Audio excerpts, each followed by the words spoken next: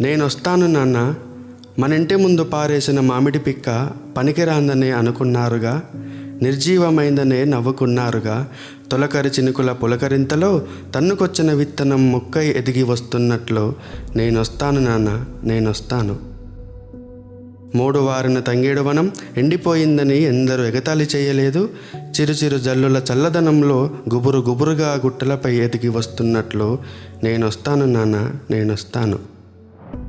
బూజు పట్టిన తెలంగాణ బుద్ధిజీవుల మౌనం వల్ల కమ్ముకొస్తున్న చీకట్లను చీల్చే క్రాంతినై, ముంపు వాసుల భుజంపై ధనస్సునై, చర్మకారుడి చేతిలో డప్పునై, కవిత్వంలో చాకునై, బంధుమిత్రుల శోకమై, అమరుల స్తూపమై, విద్య జ్ఞానం ఆచరణ జ్ఞానం వివేకం పాఠ్యాంశమై నేనొస్తాను నాన్న, నేనొస్తాను. రచన శాఖమూరి రవి గారు. స్వరం చిలుమోజు సాయి కిరణ్.